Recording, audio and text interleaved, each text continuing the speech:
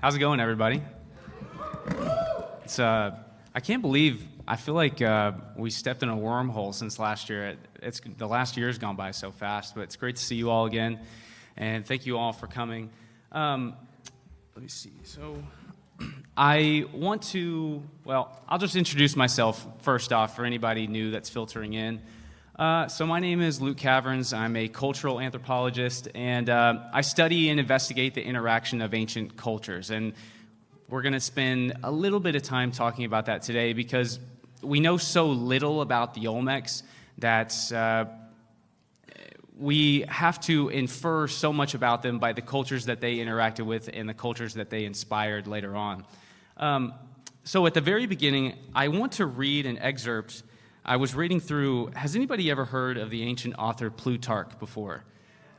So Plutarch was an late first century, early second century author out of Greece.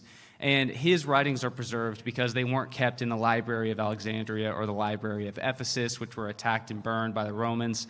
And he has a really cool quote that I wanted to read here. And he's writing to one of his friends, and he says, "You know, Seneca, how geographers, when they come to deal with these parts of the world where they know nothing about, and they crowd them into margins on their little maps with the explanations like, beyond this lie sandy, waterless deserts full of wild beasts and feral people, or trackless swamps and Scythian snows, or ice-locked seas.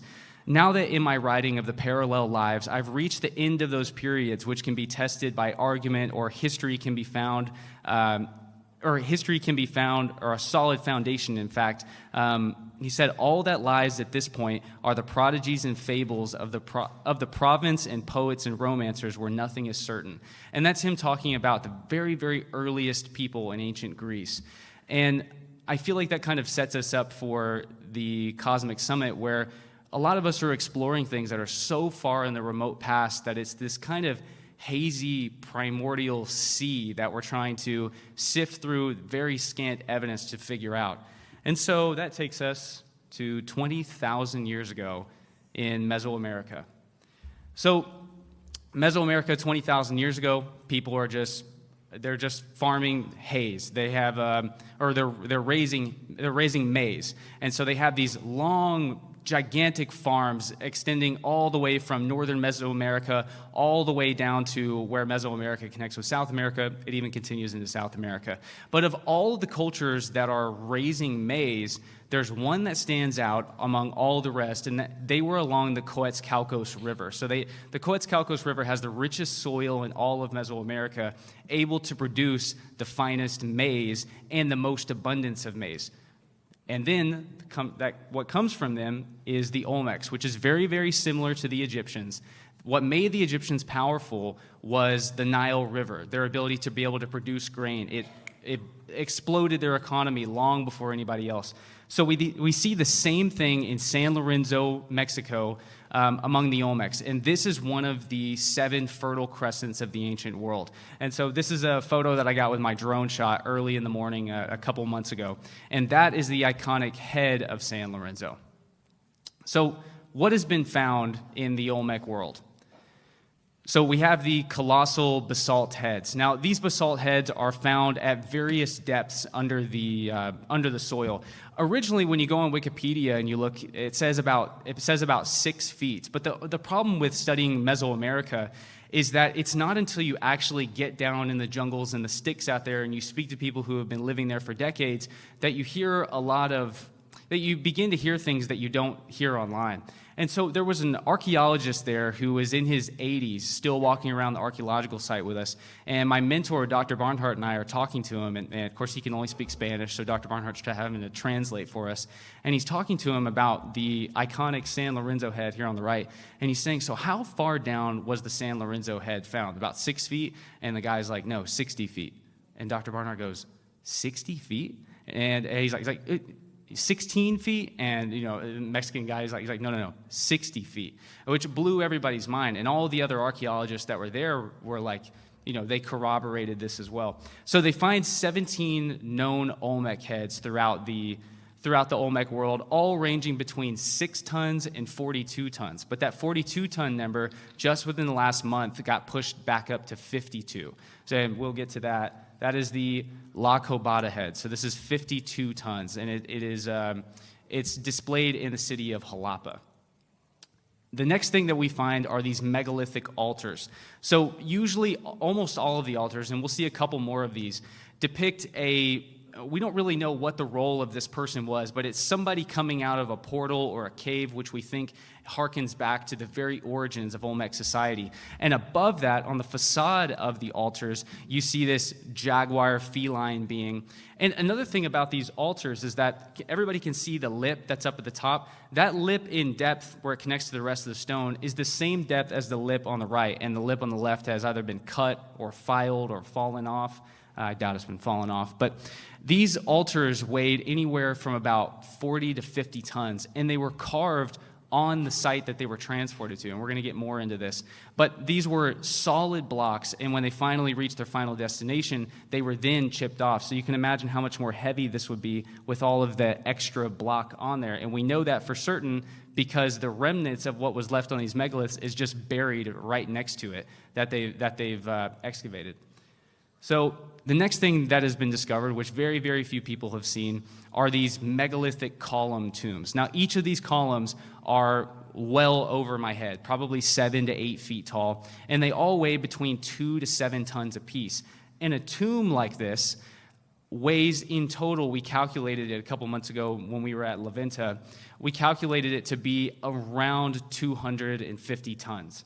And, of course, they're not all interconnected. They're connected like Lincoln logs, but they were all probably transported at the same time. This is also the longest basalt column that we found, and the estimates for this column are about 20 tons. We also find these very, very strange mosaics. So we found 5 of these mosaics all throughout the Olmec area. And what's so strange about them is this top layer that you see is just one layer of 28 other layers full of about 480 serpentine blocks on each layer, and they're all buried at exactly the same time. When geologists come and look at these caches, they're able to look at the soil and determine, okay, all of this was buried at the same time. It wasn't one layer, and then it was covered up over time. They had 28 layers of serpentine blocks stacked up on top of each other, all with different patterns. This pattern right here is supposed to represent, and you can kind of only see it if you're very familiar with Mesoamerican iconography, but it's supposed to represent a jaguar's face. But each different mosaic, all 28 layers, have a different pattern, all buried at the same time and completely covered up. Complete mystery. And one of the estimates for the serpentine blocks stacked together puts all of that at around 1,200 tons of serpentine blocks. There is also the oldest Mesoamerican pyramid. This is the pyramid of La Venta. As we're going to see throughout this presentation, we don't really know exactly how old the Olmec world is, but estimates put this somewhere around 1000 BC. But if you were to look it up on Wikipedia, they go, well, it was made somewhere between 1400 BC and 400 BC. So the estimates are very, very uncertain. But this is about 150 feet tall, and it contains about 200,000 tons of earth and fill. So we also have monolithic monuments. Now, this one, I just call it the Sphinx. It doesn't really have a name. We obviously don't know what the Olmecs called it. We don't even know what the Olmecs called themselves. Their culture is completely gone. The only reason that we call the Olmecs is because when conquistadors were interacting with the Aztecs at around 1519 to 1521, they referred to the people in the rubber region as the Olmecs or the Olmecas, people from the land of rubber, or the rubber people. So anyways, these are, what I'm going to show in the next couple slides are monolithic monuments that are found. Now, these, it's kind of like an illusion. They may look like they're small. The head that you're looking at is about this big, and it's carved out of solid basalt. And basalt is like a 6 or a 7 on the Mohs scale, very, very similar hardness to granite. And on the right side of that head, well, I guess it's the left side on here, but on the left side of that head, where it looks like, when I first saw it, I thought, okay, well, maybe the underside of the head has been buried underground, and this right side or this left side looks like it's been eroded over time, but I was completely wrong. That erosion wouldn't even look like that on basalt, and basalt wouldn't erode that much. All of that was carved to look like that. This is a piece of artwork. And so I looked at this, and I spoke with one of the archaeologists there, and he's like, well, maybe it's indicating that somehow half of the head is turning into smoke, so they carved into the head to make it look like the head is pluming away.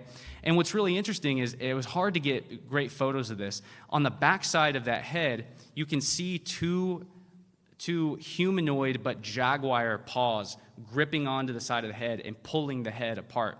And you can see the wrists on the bottom of these hands. And I thought that was very strange, and I thought, well, I wonder where the rest of this monument is.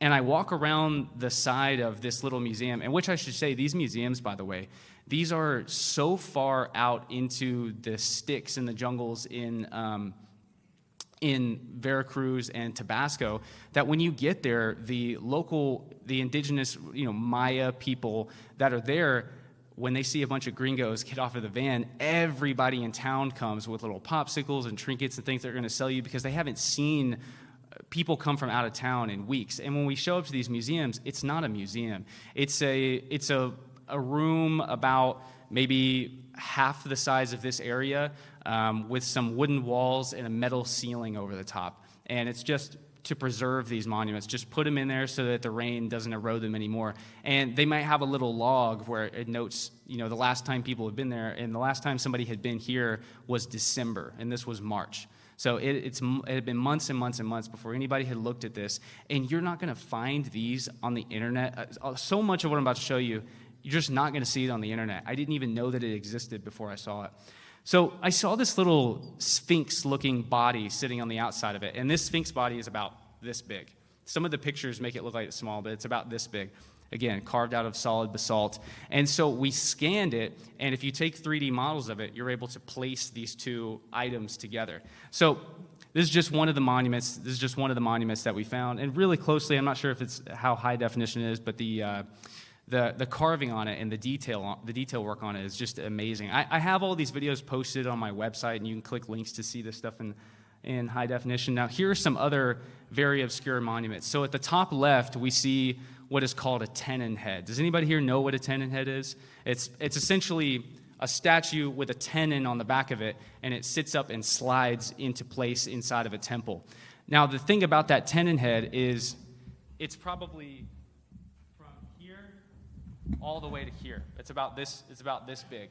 And we don't even know what temple this tenon head would have slid into. Whatever temple it was in is gone. We know that ancient Mesoamerican cultures were taking Olmec monuments and trying their best to move them. And so smaller monuments like this can be found completely out of place, scattered across Mesoamerica, or found at archaeological sites where Olmec monuments obviously weren't created. Then in the center at the top, we see these spheres. Has anybody ever seen this anomaly of these megalithic spheres being found all throughout Mesoamerica and Central America? Well, they had thought that these mostly originated out of Costa Rica, and that they may be natural, but it's very strange that we find it in the Olmec world as well. At the top right, we also see probably a later depiction. It's not the very first depiction of Quetzalcoatl, which is the feathered serpent. I'm sure people here know of that. Now, these two guys here at the bottom middle and the bottom left, especially the bottom left, how strangely Egyptian does that basalt, the coloring of it makes it look like it's limestone. But so many of the monuments, when I was walking around, I was like, man, this looks like an obscure Egyptian monument that would be, when you're walking up to an Egyptian temple off to the left, some other smaller statue, they look so Egyptian. And the detail work behind them is just absolutely incredible. Again, this bird is probably about this tall, about this big.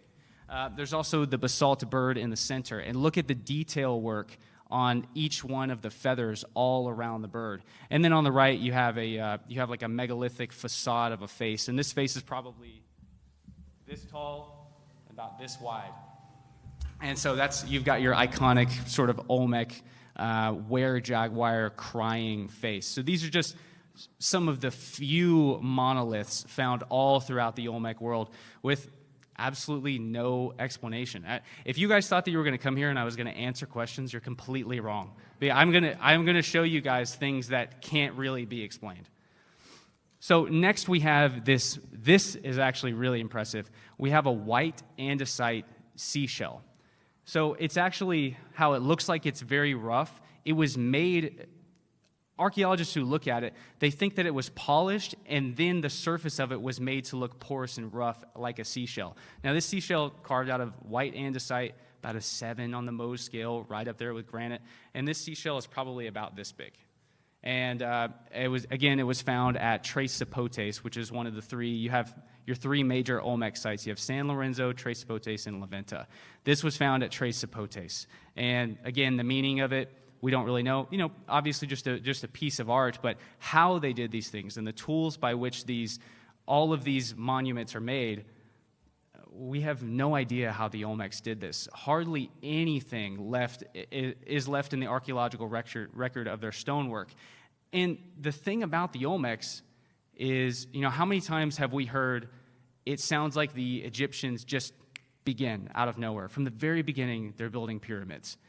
It is exactly the same thing in the Olmec world. Actually, even more so. In the Egyptian world, we have something that's called the Narmer palette, which is from about 3100 BC, and it's a slate palette about this big, and it depicts the unification of Upper and Lower Egypt. And so, according to the traditional Egyptological timeline, of course, they say that there's about maybe 500 years of history leading into the pyramids, but with very, very minimal, massive architecture, and then boom, we start with the pyramids. In the Olmec world, there is actually nothing before this. There's nothing before it at all. All we know of is when they excavate down in sites, they find these ancient farms. They find absolutely nothing like this. No stone artwork, no architecture at all. It just all begins just like that around 1600 BC. There's nothing gradually leading into this. So as we continue, this is probably one of my favorites, Monument 19. Has anybody else seen this before? So Monument 19 is commonly cited to be the very first depiction of the feathered serpent. Now, this comes from La Venta. I put it around 900 BC because if you go on Wikipedia, they say, it was made between 1400 BC and 400 BC, and the estimates are just so wrong. Can anybody else tell me what else is important about this monument? Handbags. Yep, it looks like a helmet. We are going to cover all of that. Now we get into the enigmas. We'll begin with moving the heads. So the unknown means of transportation. So like I was saying earlier, these mosaics are over 1,000 tons of serpentine stone for just one cache. And in that middle representation, you can see that's an artwork of them.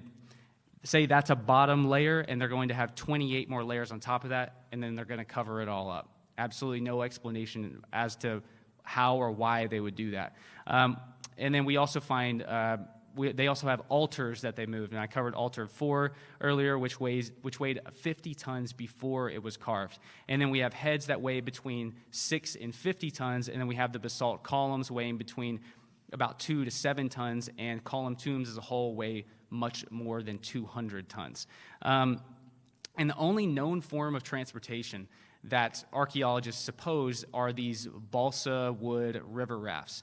Now, the problem with that is that my professor and I worked on a little project together, and we're working on it again right now. We travel with a nautical engineer into the Olmec heartland, and he was really, really obsessed with, I don't really know if these balsa wood river rafts are capable of moving these megaliths. And so he developed a program where you could enter in your hypothetical balsa river raft, the size of your hypothetical river raft, along with the size of your hypothetical head. And what he found is that if you made a raft that was too wide and too long to actually sail down the Coetzcalcos River, which is where they assumed that they would have brought the heads from the Sierra de la Tuxtla Mountains that I'll show here in a second. If you built a raft that was too wide and too long to go down the river, and then you placed a 5-ton Olmec head on the raft, it would sink the raft. But the smallest head is 6 tons, and the biggest head is 50 tons. So it's impossible that they could have moved them in simple balsa river rafts. And this is just a representation that I drew of how they think that the route of transportation would have come from the basalt quarries in the Sierra de la Tuxtla Mountains all the way down to the farthest city, which is La Venta. This is about 89 kilometers. So this is over extremely steep mountains, through the jungles, through the swamps, and across rivers. And we really just have absolutely no evidence at all as to how these monuments were moved. One of the other ideas that is currently being worked on, there's being a paper written about it right now, is this idea if they were moved by magnets, possibly. And so this comes from these magnetite cubes that were found at San Lorenzo, and they're also now being found at La Venta, as well as Tres Zapotes. And the original idea for these cubes was that maybe that they were used as weights in fishing nets, and so they're casting them into the river and they're being used in weights that way. But the problem is that all of the magnetic cubes in the Olmec world were found in one single cache of 7 tons right next to the Red Palace at San Lorenzo. So they were all buried in one cache. We don't find them scattered about by the rivers. It looks like the royal people in the Olmec world had these cache of magnetic cubes, and then they buried them right next to their main temple. And then here's just another photo showing, and you can see on one of the Olmec heads, you can see those cubes that are on there. That's very, very similar. And so this is an idea that's currently being worked on, currently being tested, and obviously absolutely no academics would subscribe to this idea having any legitimacy. So next we get to the elongated skulls, the were-jaguars, and ancient kings. So who is the were-jaguar child? Was it a king, or was it a shaman, or was it both? So on the left, we see another one of these altars where it's a shaman emerging with a child out of a portal or a cave, and we think that this may harken back to a proto-Olmec society that lived in the Guerrero Mountains of Mexico. And the only thing is, outside of those, or inside those caves, we find paintings, but archaeological research has sort of been halted there because it's an extremely dangerous place to do research in. There were some scientists there that were working. They were entomologists working at a local lake, and they were killed by a cartel in Mexico recently out there. So we can't really, some of these things we can't go back and study safely, at least right now. But he's emerging out of this portal or a cave, and you can see that he has this tall hat on, which very likely he has an elongated skull underneath that. And then he's also holding a child, and when you look at this child's face, it has these feline downturned lips and these fangs coming out, as well as these feline eyes and an elongated skull. And you could think like, well, maybe that's just the art style, but it's certainly not, because all of the Olmec rulers are depicted with having normal-shaped heads. So we see a difference here. We have the heads, which we think are rulers. We have elongated skulls and were-jaguar people, which we think could be shamans or people, who have this voice from the outer world. And then here's another depiction. This is actually the same altar that's shown here on the left. So we see on the left side, you see these elongated, all 4 of these figures are elongated skulls. You have 2 adults, both holding babies, and they're kind of clutching their babies back as if they're scared of what is perhaps coming out of this portal. But they all have these downturned lips. One even has the iconic Olmec cleft head, that baby that's in the center. And so they're all obviously present at whatever this procession or ceremony is of carrying this baby out of this cave, of whatever this means. Also, look at the headdresses and the hats that they're wearing. On the left, how similar does that look to the Egyptian crown that you see, the one piece of the back crown? And then you also see the serpent heads coming off of the top of the hats as well. Very, very similar to Egyptian headdress iconography. And we're going to see something even more similar here in a minute. And then also just remember to look on the right. You can see that definitely there's probably an elongated skull beneath that head. So there is an idea that comes from about 1520 when the Spanish conquistadors arrived in the city of Tenochtitlan, which was the Aztec capital of Mesoamerica, or of their Triple Alliance. And they said that the city was so absolutely incredible that when they left, they were asking each other, is what we saw, did we just dream the city that we saw? In Tenochtitlan, this isn't talked about a lot because it's a fairly recent city. It fell in 1521. They had zoos and aquariums and astronomical observatories with pools on the ground and mathematical formulas calculating the stars. They were standing on giants of the rest of the Mesoamerican world. And when Cortez went to, Moctezuma's palace, sitting around his palace were people with deformities, people who had, mental deficiencies, deformities, anything that we would consider abnormal. All of these people were being cared for and taken care of in the palace next to Moctezuma, which is completely foreign to our Western thought, where you look at Greek, iconography, and they essentially Photoshop people in Greek iconography, make them look a little bit more proportional, make them look a little bit better. But in the Mesoamerican world, they held people with any kind of deficiency up on a pedestal, and they thought that they were touched by the gods, that there was something special and unique about them. And so we see this in the Maya world as well, which predates the Aztecs. There's a temple at the top of this mountain at Yaxchilan that I saw last year, and at the bottom of the temple we see Bird Jaguar IV, who was he was a king of Yaxchilan. He's being followed in a procession by dwarfs, and the Maya people really venerated dwarfs and people with deformities as well. And so I think that there may be an explanation in the Olmec world for ectodermal dysplasia.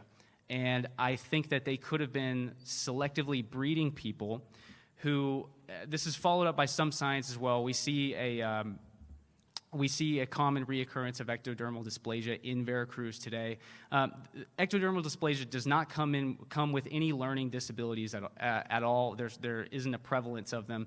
What happens is they're just born with a deformity where they have these two front teeth that are fangs. And I think that they were selectively breeding these people because we see two completely different classes of people throughout the Olmec world. Now, to be able to study this and find concrete evidence of this is almost impossible unless we find more skulls or more bodies that actually have proof of this deficiency. However, the problem with that is we know nothing about the Olmec culture. We have no idea what happens to these were-jaguar people when they die because we've hardly found any Olmec bodies to begin with. But it's the same thing with all of the Roman emperors. I mean, I don't know if anybody here realized that there is no body of a Roman emperor that survives because their bodies were sacred and they were cremated when they died. Something very similar could have been happening in the Olmec world, and there's not going to be evidence of these people with ectodermal dysplasia in the Olmec world. But I think it's a likelihood because we see a disproportionate amount of children in Veracruz today being born with this deficiency. So who had elongated skulls? Now, these are two elongated skulls that I photographed when I was in Veracruz just a couple of months ago, and it's pretty significant. When I say we don't have a lot of Olmec bodies to begin with, we have maybe like a handful, probably just less than 10. But there are a lot of Veracruz culture people, like the city of El Tajín. We have lots of bodies from there. And these cultures continued the culture of the Olmecs well into the height of the Mesoamerican world. So, again, we see a differentiation between this Olmec ruler looks like he may have an elongated head, but it's just hard to say. It could just be the size of the stone. But here on the left, we see a group of jadeite figures that are gathered around. This is taking place at La Venta. They're gathered in front of 16 giant stelae. And six giant stelae. This is in front of the pyramid of La Venta that I showed you guys earlier. And those stelae are still there today. I saw them earlier this year. So what's really interesting is this is like a screenshot. We have no context of what it is, but it's a screenshot of the Olmec world. We see these various jadeite people standing in front of these columns, and they're all made out of jadeite, but there's one made out of redstone, and he's in the center, in the middle, looking at everybody, and he has 4 or 5 people walking in front of him. We don't know what the purpose of this is, but it's a screenshot into something that was happening in the Olmec world, but we have no context for it. Another really strange thing about this is that this cache was buried 6 feet under the ground at La Venta. And when they studied the geological layers when this was discovered, what they found was that this was buried around maybe 400 BC-ish. At the very latest, it was buried at 400 BC at La Venta. And 1,000 years later, somebody came along. So that would be what, 600 AD? 1,000 years later, somebody came along, dug down, uncovered just the heads of this procession, and then buried it again. And we have absolutely no idea what was going on here. Another thing I want to emphasize is when we study the Mesoamerican world, and I'm going to tell you why here in a minute, anything that you think makes sense or anything that you think makes common sense, just grab it and throw it away, because we're studying people who may as well have lived on Mars. This culture is not anything like ours. They didn't think about things the same way that we do. It is a completely lost civilization. Really, just not even the Olmec world, but half of the entire planet of the ancient Americas are people that were completely different than us. So continuing, we also see the depiction, again, on that altar of these elongated heads underneath these large headdresses. Now, this statue on the right is really heavily eroded. This is made out of sandstone. But what it depicts when you get a 3D view of it is on the front side of the head, there is a normal Olmec-looking face. On each of the two sides is a face that's being kind of gnarled and twisted, and on the back side, you have a feline face. And so what this is showing is somebody's head spinning around and becoming one of these were-jaguar people. And so, in ancient Egypt, you see very stoic statues of people standing eternally still. But in the Olmec world, these statues are supposed to represent movement. And this one here on the right is like the most unambiguous example of that. So continuing, kind of what I was talking about before, you have these unique headdresses that are adorned with snakes on the front. Now look at that one on the front where you see, or that one on the right where you see the snake coming out of the front. Just so similar to Egyptian iconography. And I know I'm kind of teasing that, but I'm going to touch on that later on. Another thing is, where are the headdresses and the helmets? Look at the bottom center. How much does that look like the traditional iconic pharaoh's headdress? Now, I should say again, none of those headdresses in Egypt, none of the headdresses in the Olmec world, none of these have ever been found. We have no idea what they were made of. There's no actual archaeological evidence of them, hard evidence of them, but we see it in iconography. And then here on the left is just kind of a drawing of what, I guess is kind of a standard compilation of Mesoamerican people would have looked like with Olmec heads as well. Now we have the unknown Olmec heads. These three heads are not anything you're going to find on the internet. Maybe they're down some very dark hole. I have no idea, but I have never seen anything like this before. Now you can see it's in one of these. It's a fairly nice little museum at the archaeological site of Leventa, but nobody had been here in months before we walked in. And Dr. Barnhart and I, he's been an archaeologist. He's a world-class Mesoamerican archaeologist for the last 3 decades. And we walk into this little museum with just a little metal roof, and we walk in, and there's these 3 gigantic limestone, sandstone Olmec heads standing in front of us. And typically, we only know of the 17 basalt heads. And he and I look at each other, and we go, what the hell is that? You're not going to find these anywhere. But it's sandstone, unfortunately, so the faces are so eroded. But it's alluding to the fact that there are there's obviously definitely many more basalt heads, but there's probably so many more sandstone and limestone heads that over the last at least 3,000, 3,500 years of sitting in the jungle and being rained on and then being covered up by the soil, that even if they were uncovered, they would look like this massive blob of sandstone and limestone. So, civilization in isolation. Did the Olmecs really just arrive out of nowhere without any outside influence at all? One thing that's commonly talked about is, do the Olmecs have some kind of African origin? People look at the Olmec heads, and it's very popular to say, oh, well, they look like they have the big noses and the big lips, and they look like they're African. And I'm going to address that in a second. But one of the actual pieces of evidence that I see for Africans in the Mesoamerican and Caribbean world is something that's really, really strange in linguistics. So when Columbus showed up in the Bahamas and then later moved into the Caribbean, he met Carib people who had metal alloy tipped bows, arrows, and spears. And what they called that alloy, and Columbus is obviously looking for riches now. He's looking for things to send back to Spain to make money to keep funding further expeditions, and he wants to, set up colonies and really, exploit the New World, extract it for everything it's worth. He's asking them, where are these metal alloys from? And they say, it's guanine, it's guanine. It comes from these dark-skinned sailors that came up from the Southeast Seas. And again, the Caribs had very dark skin. So if they're calling other tribes dark-skinned people, that means that the other people had very, very dark skin, which would be unlike what we see in the ancient Americas.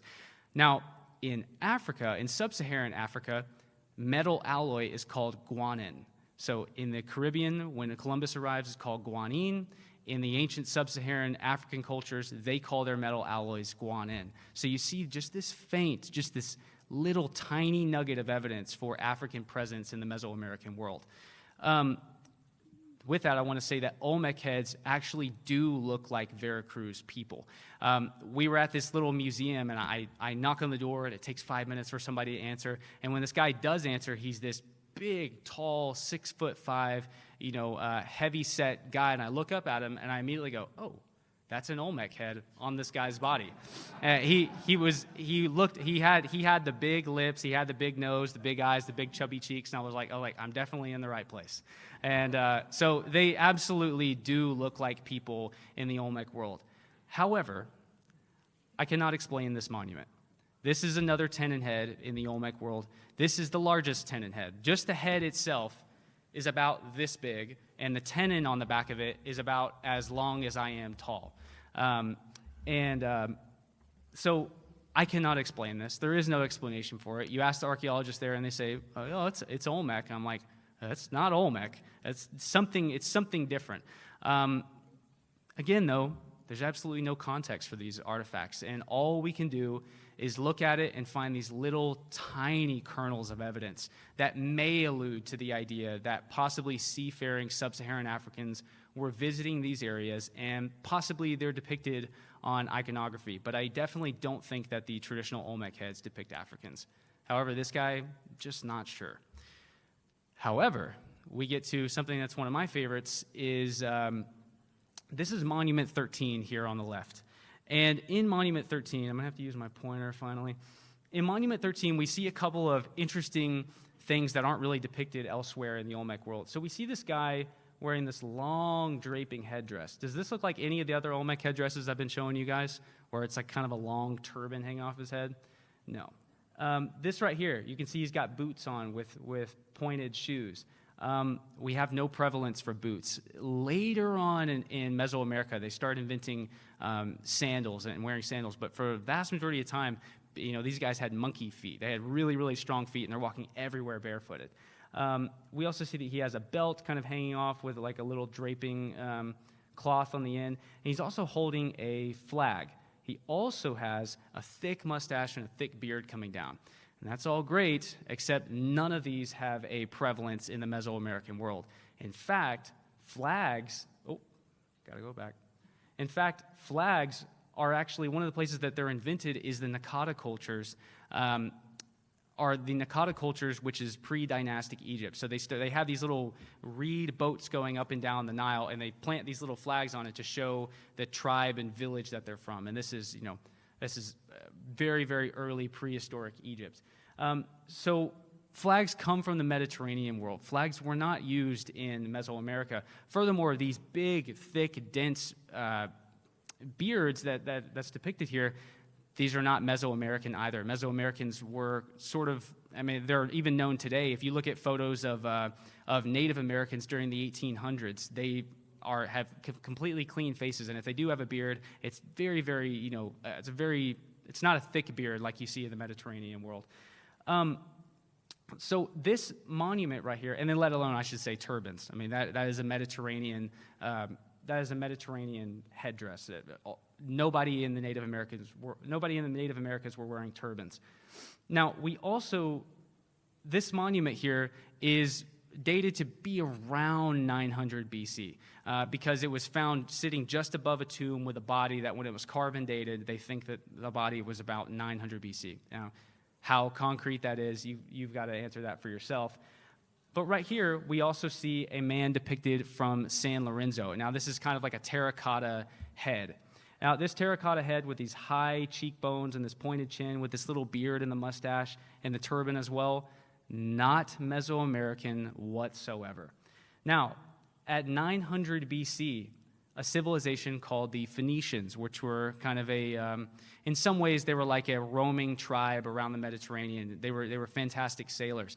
They were sending out expeditions through the gates of Hercules around Africa and then back. And so they were going to be one of the first cultures to sail all the way around Africa and map that sea.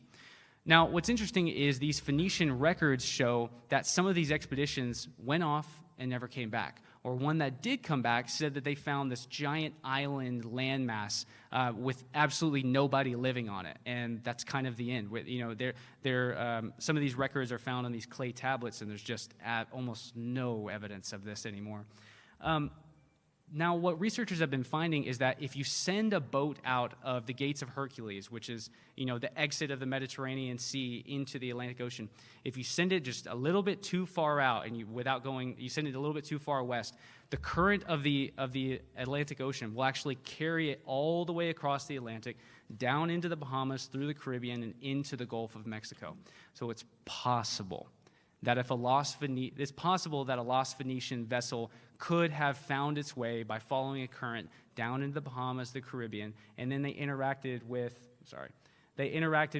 what was the most developed culture at the time and made their way into a cameo on Olmec iconography. That's my theory, at least, and very few other people's theories. Now, as we continue, I wonder if there's also some kind of Amazonian origin as well.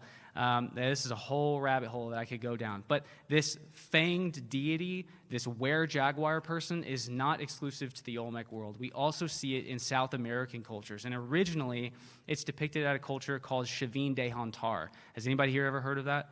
It's not a very well-known place. But these tenon heads, it's also the only other place that we see a tenon head. Can you see at the bottom right that head that is sitting within those bricks? There's a tenon on the back of it, and that head is slid in. We also see that same iconography at Tiwanaku, which I'm sure everybody here knows of that. So I wonder if there's some kind of connections between these cultures, because they're both certainly around at about the 900 BC area.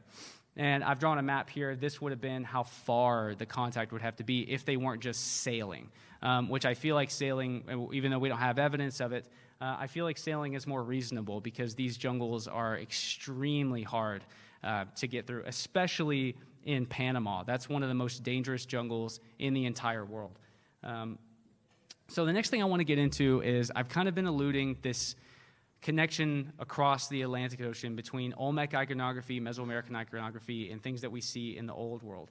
And this is something that I have caught on to in just the last couple of years that I have not seen anybody ever talk about. Has anyone ever seen this before? This is the most common ancient symbol in the world. It is found all over the ancient world, and I have dug and dug and dug and dug and dug for a concrete explanation as to what the meander is, and you cannot find anything. The only I guess hard answer that I ever get is that it represents river systems. Maybe that would make sense in the Amazon, but the problem is one of the earliest places that we see this is in ancient Greece, and they have their own rivers, but they certainly don't have many rivers that look like this, and I think that that's kind of a cheap explanation. So these are found in the Dipylon vases from ancient Greece they appear during the geometric age between 750 to 900 BC. This is just after the dark ages of ancient Greece, when ancient Greece is beginning to bloom again after the collapse of the Bronze Age. We see this meander appear. We also see it on Philip II's shield. He was king of Macedon in 350 BC. He's the father of Alexander the Great. Philip is assassinated at a wedding in front of Alexander. Alexander then goes on to conquer all of Persia, and before he expires at the age of 32, he establishes the city of Alexandria. Alexandria, when they begin excavating the murals at Alexandria, the very lowest levels underneath the modern-day city, they end up finding Greco-Egyptian mosaics. And these next two I'm about to show are the two oldest mosaics that have ever been discovered. And you can very clearly see different variations of these meandering patterns along the mosaics. And mosaics, I should say, that's their floor. It's made out of little bits of stone that are either painted or they choose the right color of stone, and they make these mosaics. And we see this iconography continuing. Here's another example of this. This is also in Alexandria. I'm sure everybody recognizes this as the flower of life. So ancient Alexandrians, this is where all of the knowledge of the ancient old world all came together. Alexandria was known as the light of the world. They essentially had a gravitational pull for all of the world's knowledge, and they kept it in the library and in the museum. Now, unfortunately, in 48 BC, during the Roman Civil War, Julius Caesar lights the docks of Alexandria on fire to prevent Pompey's legions from fleeing, and the fire spreads up the docks and burns down the library. Now, how many academics have you heard say, well, it wasn't that significant anyways. It was already in decay, and really the burning wasn't that big of a deal. Have you guys ever heard academics say that before? Well, we know that that's not true, because after Julius Caesar's assassination, and one of the guys that was close to Julius Caesar, his cousin Mark Antony, marries Cleopatra, he gifts her 200,000 scrolls that are going to go into the library to sort of make up for the loss. So we know that whatever portion of the library was burned down, it was very, very, very significant. And the meander ends in the ancient world with the burning of the Library of Alexandria. Whatever that knowledge was, whatever the significance of the meander, completely ceases at that moment.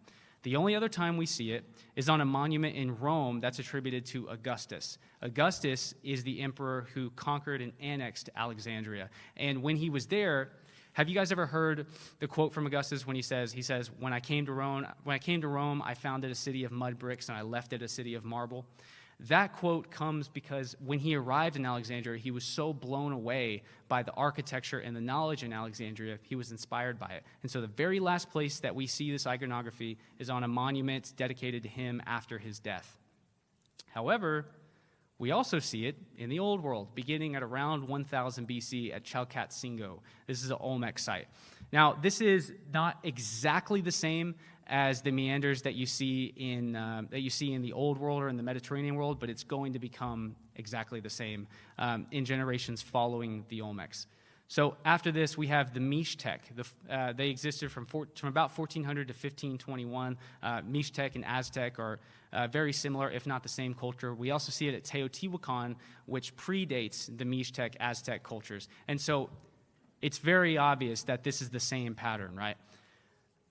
As we continue, we also see it even more in the Aztec world. Look at the vase on the top left. Look at the basalt monument at the bottom. Look at the pottery in the middle.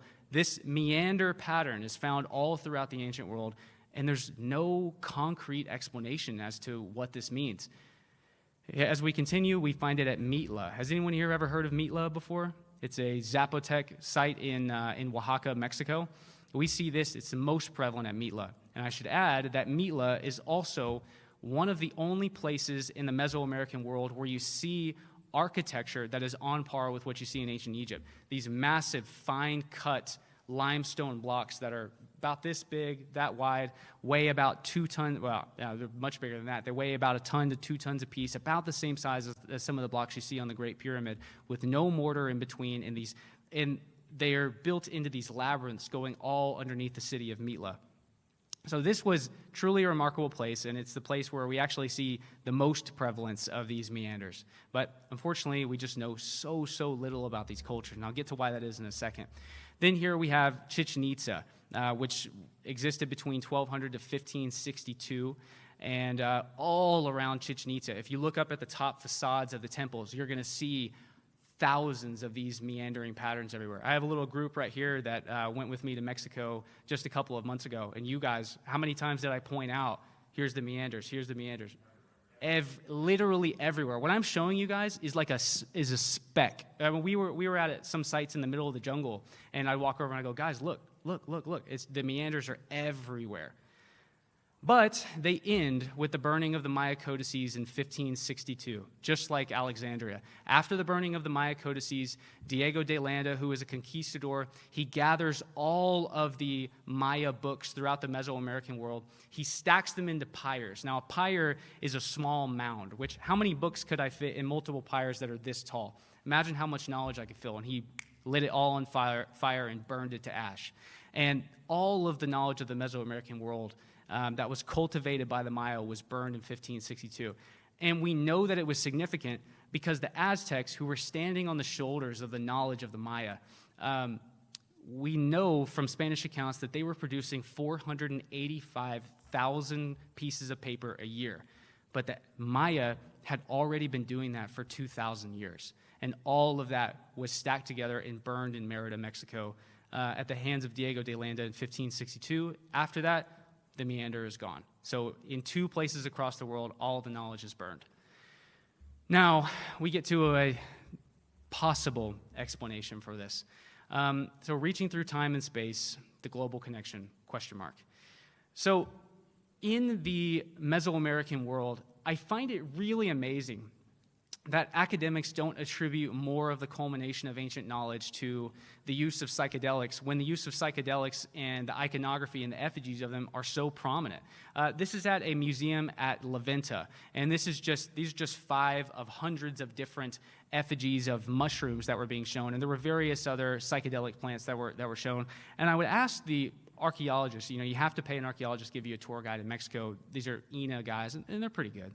And I ask him, I go, okay, so do you think that the Maya were heavily influenced by psychedelics? And then it's just bizarre to me that the knee-jerk answer is no. I mean, no, not really. It's kind of just shrugged off because it's something that's so hard to prove. It's always shrugged off, but we know through the prevalence of iconography like this, there's mushrooms depicted everywhere. All over the temples in ancient Egypt, you see psychedelic plants behind the pharaohs. And throughout ancient Greece, more and more research is coming out in these little vases that they were spiking their wine with psychedelics. All of these ancient cultures were interacting with psychedelics. And one thing that I think is that a possible potential explanation for why we look at similar places all around the world and we see so many different similarities, and we're trying to draw these webs of these civilizations that existed in 2 different places at the same time, but how did they communicate with each other when we don't see the archaeological evidence that's connecting us between these 2 places? I just wonder if a simpler explanation is, say this is the globe, rather than trying to connect all the dots like this, what if the dots connect like this? All of these ancient cultures are tapping into a very similar source. And maybe it's something that's innately human. Maybe it really is a real spiritual world that these people are tapping into and almost absorbing knowledge from. And we see such similar iconography across all of these ancient cultures. And then that takes us to one of my favorite things, the handbags. How many times have we seen that this is depicting people bringing knowledge from one place to the other? Here at Monument 19, we see an Olmec man being carried in the flying feathered serpent. And he's being carried and he's holding the little handbag in front of him. In the middle, we see two Mesopotamian friezes that are almost exactly the same. They're holding the little handbag. The handbag in the Mesopotamian examples and the handbag in the Olmec examples are identical. And when you look at this, the Olmec example is a little bit different. No, it's actually not that much. It's not that much different. But the Olmec right hand is up, the left hand is down, but the right hand is holding the bag. Look at the 2 Mesopotamian examples where you see the right hand is up, the left hand is down, holding the bag. And then at Göbekli Tepe, we see something that may look like a handbag, But even, guys like Graham Hancock are like, well, maybe this is a handbag. But it's very interesting that this is depicted here. And I had looked at these handbags and I had thought, man, maybe there's something concrete to this, but, I don't know about the Göbekli Tepe example. Maybe if I could just find one more example, if there was one more example out there, I would feel that this was more significant. And I look, and I don't see anything on the internet, and I'm going through the Olmec world, and I found the 4th handbag. This has never been depicted anywhere else. This is the first time any of you guys are seeing this. This was found on a mural at Cacaxtla. Cacaxtla, the only reason that it is still preserved is because the volcano that looms over Cacaxtla erupted in 900 AD and completely buried the city, and it preserved all the murals in the city, exactly like Pompeii. Have you guys ever seen that unspeakably important mosaic of Alexander riding at Darius with the spear, and he's about to throw the spear? Have you guys ever seen this before? That image is only preserved because it was erected at Pompeii. We don't find it in the Greek world. It was created in Pompeii. It was very, very significant. And it was only preserved because that city was covered with ash. Cacaxtla was covered in ash. And if it isn't obvious enough, it's exactly the same. Exactly the same. The left hand is down, the right hand is up, and he's holding a handbag. This comes from Veracruz culture, which is the culture that directly inherited the Olmec culture as well. So we see this being preserved about 2,000 years after the time of the Olmec into much more of a modern time.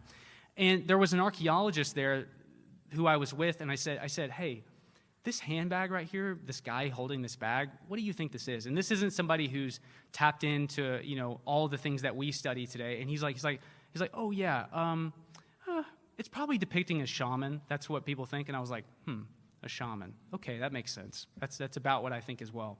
And so, yeah, these Veracruz archaeologists think that this is depicting a shaman. And so now we have a fourth handbag. And so I firmly believe that somehow this iconography of this left hand down, the right hand up, holding the handbag, and that Veracruz archaeologist, who we have a lot more evidence in Veracruz culture. We know so much more about them than we do about Mesopotamians or the Olmecs. And he deems this as being a shaman. That checks out with what I've been thinking, that these shamans are introducing people in the rest of the world to, rather than connecting cultures all across the world, they are all ascending from this 3D world and tapping into the same thing, and you see the same iconography. You see the same architecture all over the world. They're all tapping into many of the same things. And this is the site of Cacaxtla. You can barely see it, but it's down in that little labyrinth right there, and the guy with the handbag is down there. And I had to ask for special permission to go down the steps to take this photo. But this is the site of Cacaxtla, and it's covered up with a roof, kind of similar to Göbekli Tepe, just to protect it, because the murals are just indescribably valuable. So we get into the last frontier. All throughout the ancient world, Egypt, there's still more things to uncover in Egypt, but it's almost tapped out. It's a pin cushion with no more cushion, or with no room for more pins. Archaeological surveys have torn that country up, and they found most of the monumental architecture. There's definitely still more out there, but most of it has probably been found. And so we constantly hear, and I got to say this, we hear even from Flint Dibble's debate with Graham Hancock as to how we have really good surveys all around the world. We really know. I don't think so. And I've got some examples as to why that is. And I do think that the last frontiers of archaeology are North Central and South America, in the jungles of North Central and South America. So, and I have come to this conclusion just through a pretty long, strenuous amount of exploration in the jungles of Central and North America. And by North America, I mean southern Mexico. So this is a drone shot that I took recently, and this is just one of hundreds of other photos that I have of a city that was found way out in Maya farmland. So when I was talking about 20,000 years ago, the Maya and Mesoamerican people are raising maize, they're still doing it today. They're doing it on the exact same land that they always have been. And you go down these long, long dirt roads for 3 or 4 hours before you get to this area, and then you start looking off and you go, oh, pyramid, pyramid, pyramid, pyramid, pyramid, pyramid, pyramid, pyramid, pyramid, pyramid. For hours, you're driving down the road, and there's just cities scattered about. And so this was one of the ones when the sun was starting to go down at the end of the day. I was able to get a bit of a shadow on this city right here. This is not listed on an archaeological site. It would be impossible to list them all, and it would be impossible to determine, is this the same city as this one? There are thousands, tens of thousands of these mound houses and pyramids and structures. And I should also say that my drone is really high. These pyramids are probably just shorter than the size of the ceiling right here, I would say. Another example of what we found is these long dirt roads. The reason it's so hard to find a city is because you wouldn't even realize that that's a city sitting next to a dirt road that's covered up by the canopy. It's impossible to see it. The only reason that we knew that it was there was because a local Maya person said, "Oh yeah, when you go down to that three-way, stop and look on the right and hop over the fence, and if you walk around there, you'll see multiple temples and pyramids there." So they're absolutely everywhere. This is outside of the city of Nuevo Palestina. We got high up on the edge, and what can you guys see off in the distance there? It's a triad of pyramids. They call them the Great Pyramids in Chiapas, Mexico as well. Completely unexcavated. There's not even a name for them. They're not even on an archaeological map, but they're right there, and all the locals know about it. Hasn't been excavated. There's no name for it. Now, a city that I'm on the hunt for, and this is something that's going to take me quite a while to prepare, is I'm looking for a city that is described at the Temple of the Lady Satkuk on the outer jungles of Palenque. That's me on the right, sitting next to the temple. And so the facade where the inscriptions were on the temple have been taken off to be preserved. But what it does is it describes the mother of the king Pakal here. Now, Pakal is the most significant of the Maya kings. When he's buried, he was buried with two jade figures in his hand. One is a sphere, the other one is a cube. He knew about sacred geometry, squaring the circle. I could give a whole other lecture on that. He's the most important Maya king. But he wasn't born in Palenque. He was brought in from a different city with his mother called Lacanha, and he was chosen to be the king of Palenque. That city called Lacanha has never been discovered. But from what I hear from local Maya people with their suspicion is that it is located right next to the lagoon of Lacanha. So Lacamha and Lacanha. Now, that is just southeast of the city of Bonampak into the Lacandon jungle. And some people have heard me talk about this before, but this road that leads to Bonampak is about a 20 or 30-minute drive into the jungle, and there's no more survey done south of this or near the lagoon. Okay, almost done. Done south of this or near the lagoon. And I think that this is really representative of how little we know of the ancient Americas, just this road right here, because that is the rest of the Lacandon jungle that has never been mapped. Okay, the Lacandon jungle is nothing compared to the Petén jungle, where they just discovered a city of 60,000 structures 10 miles into the tree line. Now, this is the Lacandon jungle compared to the Petén jungle that connects Quintana Roo, the rest of Mexico, and Guatemala. Now, the Petén jungle is absolutely nothing compared to the Amazon. The vast only estimates are that 1% of the Amazon has had traditional archaeological surveys being done. And so, okay, wrapping this up, I was really, really excited to announce my first ever Olmec tour. Unfortunately, before I could officially announce it today, my tour of Megalithic Mexico is already about to sell out. We have like 2 more spots left. So I'm going to announce the next tour, which is Cleopatra's Egypt. And this is going to be diving into the world of ancient Egypt through the eyes of people collecting knowledge in Alexandria before it was burned down. And I'm really excited to go down this rabbit hole. And next year when I come back to Cosmic, it's going to be something more along these lines of ancient Alexandria and piecing together the unknown parts of the ancient world. So anyways, I'm Luke Caverns. Thank you guys so much.